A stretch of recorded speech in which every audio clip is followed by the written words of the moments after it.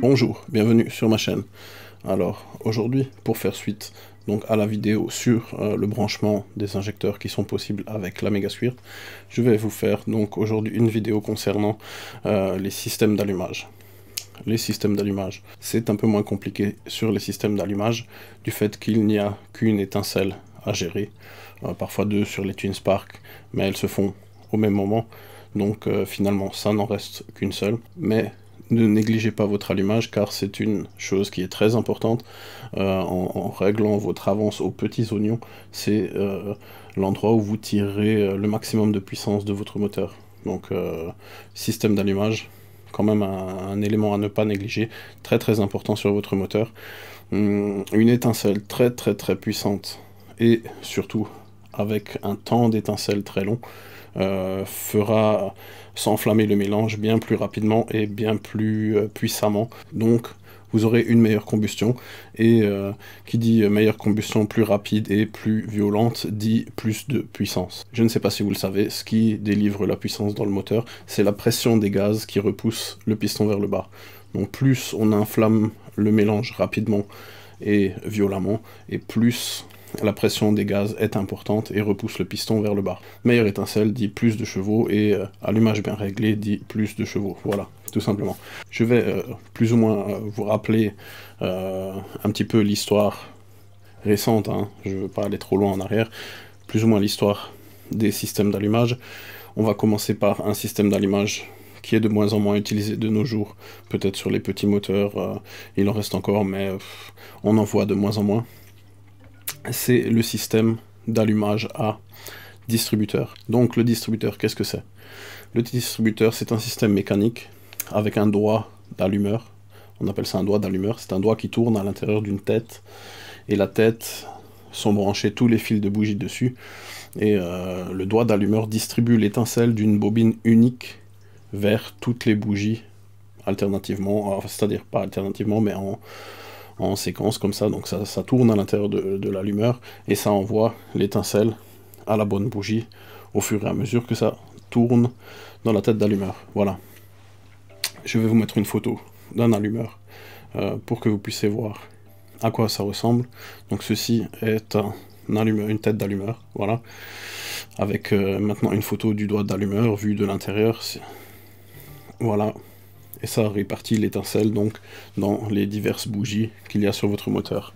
Ces systèmes sont fiables, hein, et fonctionnent très bien, hein. Ils sont encore utilisés dans beaucoup de disciplines du sport automobile, aux États-Unis par exemple, sur les V8, donc des allumeurs sur les V8, hein, vous avez des grosses têtes d'allumeurs comme ça, et vous avez plein de fils qui sortent, et ça envoie l'étincelle d'une bobine unique vers tous les cylindres du moteur. Alors, ça c'est donc les systèmes d'allumage qui sont depuis des années et des années sur nos moteurs 4 cylindres, 6 cylindres, V8 et tout ce qui s'ensuit. On va passer aux bobines jumostatiques. Alors la bobine jumostatique, c'est quoi? La bobine jumostatique, c'est une double bobine, et sur chaque une des deux bobines, on aura deux sorties de bougies. C'est un peu difficile à expliquer, je vous ferai quelques petits croquis tout à l'heure. Ceux qui ont déjà vu ma vidéo sur les injecteurs, ils savent déjà comment je fais mes croquis. Donc pour ceux qui n'ont pas encore vu la vidéo, je vous mettrai dans le lien sur la vidéo des injecteurs. Comme ça vous pourrez voir la même chose au sujet des injecteurs. Donc bobine jumostatique avec 4 fils. Et les bobines jumostatiques fonctionnent dans un mode qui s'appelle Wasted Spark. En français ça veut dire étincelle perdue. Pourquoi? Parce que c'est comme l'injection semi-séquentielle. Quand il y a une étincelle sur le 1, ça fait une étincelle sur le 4, chaque tour. Et alors, on se retrouve avec une étincelle qui est perdue, qui ne sert à rien. Donc, je vais vous expliquer ça tout à l'heure sur les croquis. C'est une avancée technologique, car il y a moins de problèmes de fiabilité au niveau du distributeur. Le distributeur avec le doigt d'allumeur et les fils de bougie, c'est quand même beaucoup de pièces techniques qui sont en mouvement. Donc il y a un rotor qui tourne, hein, qui distribue l'étincelle un peu partout. Et donc avec une bobine jumostatique, on a moins de problèmes de fiabilité du fait qu'il n'y ait plus d'allumeur qui entre en ligne de compte. C'est uniquement les bobines qui vont directement alimenter les 4 bougies. Voilà. Donc ça, c'était l'avancée technologique en termes d'allumage. Maintenant, les dernières technologies, on a tendance à mettre ce qu'on appelle soit des bobines crayons, soit des bobines multiples. Donc une bobine crayon, c'est tout simplement une bobine qui est montée sur son antiparasite et qui est installée sur la bougie directement. Je vais vous mettre ici ce à quoi ressemble une bobine crayon. Voilà, ça c'est une bobine crayon. Donc notre bobine crayon, qu'est-ce qu'elle va faire? On peut utiliser cette bobine de façon indépendante et faire une seule étincelle sur le cylindre qui est en phase de combustion. Donc quand on veut une explosion, on fait ça sur une seule bobine. Vous me direz, pourquoi ne mettons qu'une bobine par bougie? C'est simplement pour augmenter la puissance des systèmes d'allumage. Donc l'avantage de la bougie coil unplug, c'est que les systèmes d'allumage deviennent plus puissants, que l'on peut faire une seule étincelle par cycle moteur. Et donc on se retrouve avec un allumage qu'on peut régler au doigt et à l'œil. Donc maintenant, on a vu les 3 types d'allumage différents. Donc la façon de les brancher sur une méga squirt, c'est soit avec distributeur, une seule bobine, soit jumeau statique, donc 2 bobines.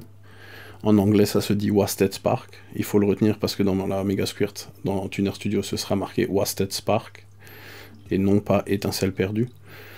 C'est un logiciel anglais à la base, hein, donc tout n'est pas traduit à 100%, donc n'oubliez pas Wasted Spark.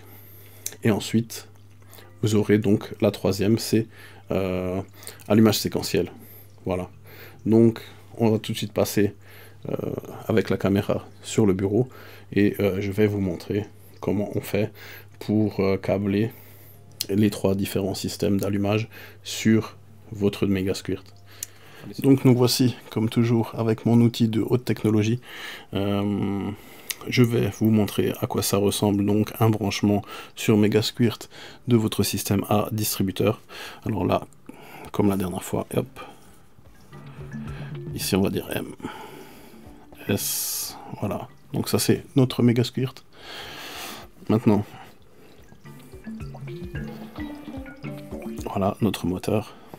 1, 2, 3, 4. Et ici, nos bougies. Voilà, 1, 2,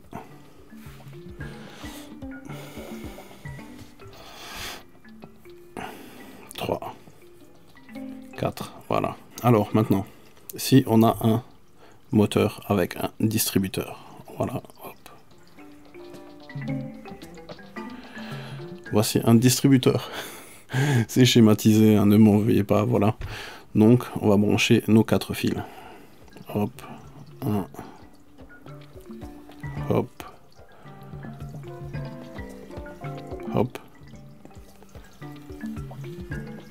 hop. Donc voilà. Donc ici, on a les 4 fils qui sont branchés sur le distributeur. Sur notre méga squirt, on a un driver d'allumage. Et donc de ce driver d'allumage, on va venir commander, hop, notre bobine qui est là. Et notre bobine, elle va aller se brancher en point milieu sur notre distributeur. Voilà. Donc la fonction de distributeur, très très simple avec méga squirt.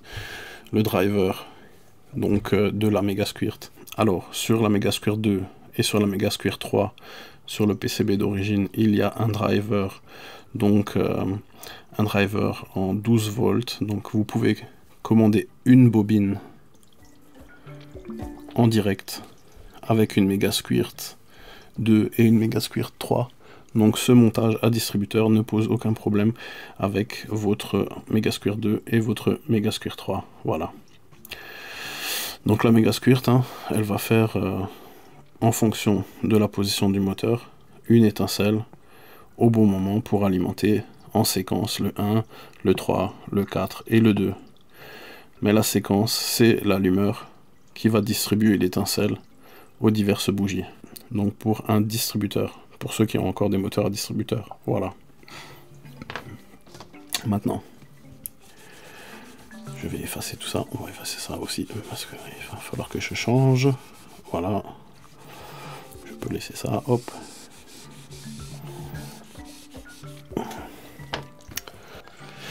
Donc maintenant, on va passer aux bobines jumostatiques. Alors, les bobines jumostatiques, en général, c'est un gros bloc, comme ça. Il y a une sortie de bougie là, une sortie de bougie là, une sortie de bougie là, une sortie de bougie là. Et en fait, une bobine jumostatique, ce n'est qu'une seule. En fait, ce n'est que deux bobines qui sont collées en une seule. Et sur chacune des bobines, il y a deux sorties. Mais en fait, ça donne sur les deux sorties une étincelle en même temps. Donc nous, si vous vous rappelez bien, pour les injecteurs, dont je vous ai mis la vidéo dans le i, on va brancher donc une partie de la bobine sur le 1, une autre sur le 4, et une deuxième partie de la bobine sur le 2, et une autre sur le 3. Et ensuite, notre méga squirt. Alors, là, c'est un peu particulier, parce que sur une méga squirt, hop, ici, la courroie de distribution, hop, voilà. Donc, si vous avez bien suivi, on a deux bobines commandées par la méga squirt. Alors, il faut savoir que sur une méga squirt 2 et sur une méga squirt 3 en version de base, il n'y a qu'un seul driver pour une bobine d'allumage commandée directement en 12 volts. Donc, si vous voulez commander des bobines jumostatiques, vous êtes obligé de rajouter soit des drivers d'allumage haute tension, donc 12 volts, soit des drivers d'allumage en version logique, donc en 5 volts.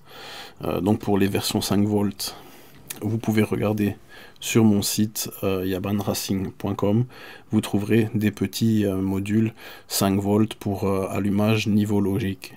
Alors ces petits modules, il suffit de les rajouter à l'intérieur de la méga squirt, de les câbler. Si vous voulez savoir comment, je vous ferai une vidéo sur ce sujet-là, comment ajouter des drivers logiques à une méga squirt.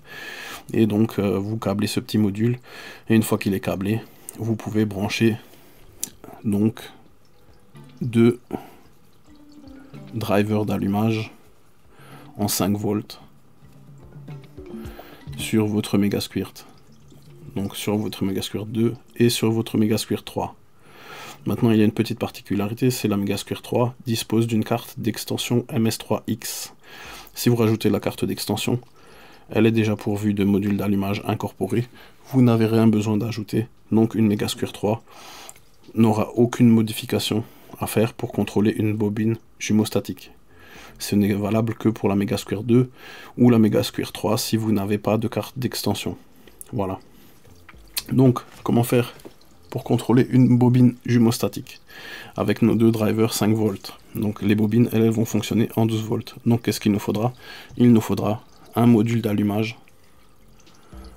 Ok, un module d'allumage avec deux entrées ici et avec deux sorties. Et on va venir l'alimenter d'un côté en 12 volts. Notre méga squirt va alimenter PAM une fois là en 5 volts. Notre module d'allumage, lui, va alimenter un côté de la bobine en 12 volts et l'autre côté de la bobine en 12 volts pour pouvoir fournir des étincelles à chacun de nos cylindres. Donc, votre méga squirt, qu'est-ce qu'elle va faire? Elle va faire comme dans le mode d'injection semi-séquentielle. Elle va alterner entre un driver, l'autre driver, un driver, l'autre driver, un driver, l'autre driver. Va commander le module d'allumage pour augmenter la tension donc en 12 volts.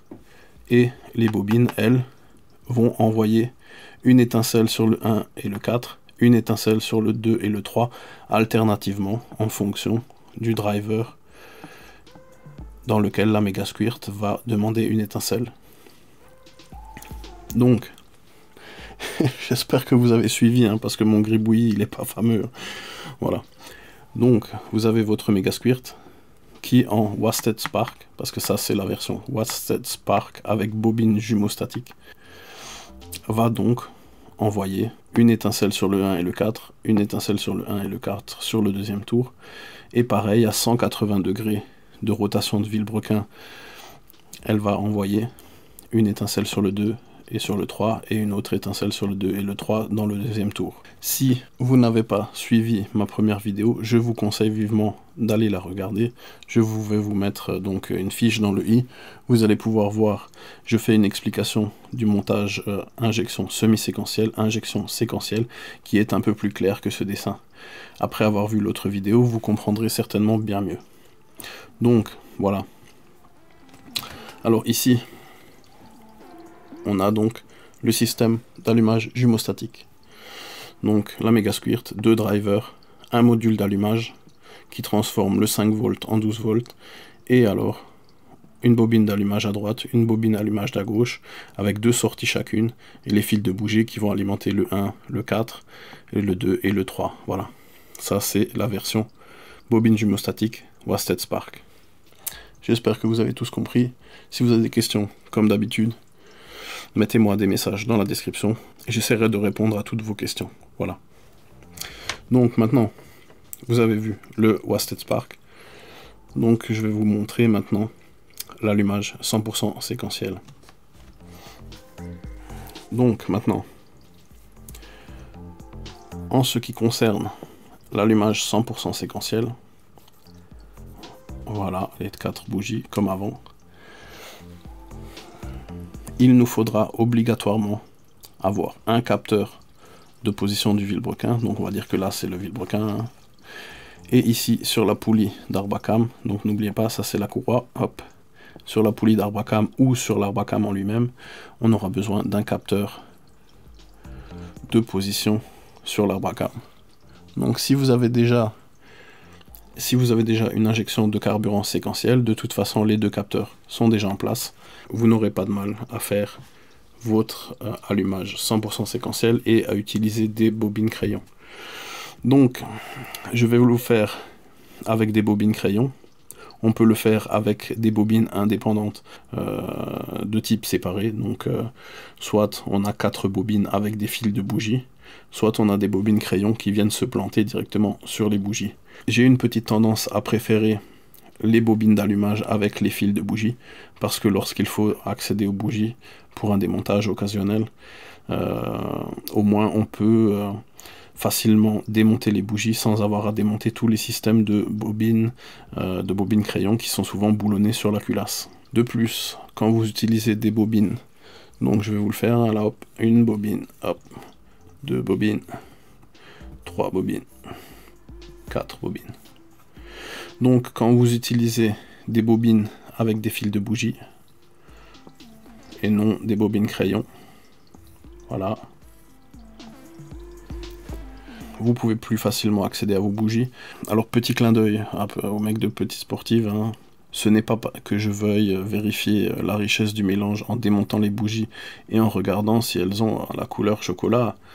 Non, ce n'est pas pour ça, parce que moi j'utilise une sonde lambda large bande pour savoir quel est mon AFR et donc la richesse du mélange.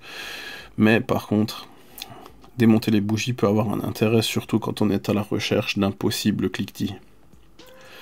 Par exemple, quand vous approchez de la puissance maximum du moteur et que vous faites tourner votre moteur vraiment plein pot, il peut parfois être judicieux de démonter un petit coup les bougies de temps en temps et de regarder si elles n'ont pas une couleur grise comme ça, parce que si vous avez un petit peu de couleur gris aluminium sur les bougies, il est possible que ça vienne de vos pistons qui se détériorent, parce que le cliquetis provoque des vibrations et des ondes de choc si puissantes que cela vaporise légèrement l'aluminium des pistons, et l'aluminium des pistons vient se coller sur les bougies lorsque la détonation se produit.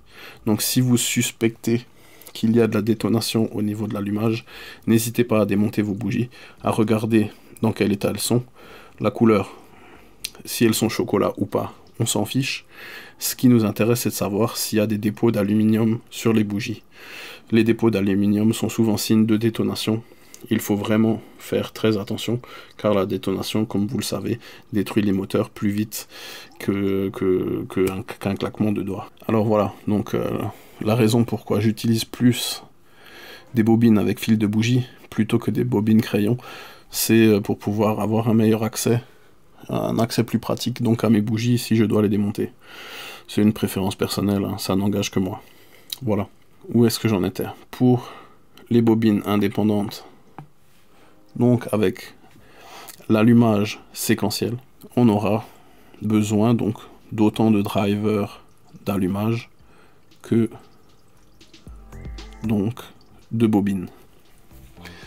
La particularité de beaucoup de bobines crayon ou de bobines modernes, on va dire, hein, celles que j'utilise en règle générale, j'utilise souvent des bobines de type General Motors. Je vous mettrai une photo là, vite fait, pour que vous puissiez voir à quoi ça ressemble. J'adore ces bobines d'allumage, elles fonctionnent très bien, elles sont pas chères. Mais si vous avez des bobines crayon, ce sera exactement pareil. Donc, sur les bobines crayon, la plupart du temps, ou sur les bobines donc de type General Motors, elles ont l'avantage d'avoir chacune un branchement 12 volts en direct et d'avoir un transistor de commande interne donc dans les bobines. Toutes les bobines sont équipées de leur propre module d'allumage incorporé, comme le module que je vous ai dessiné avant sur les bobines jumeaux statiques.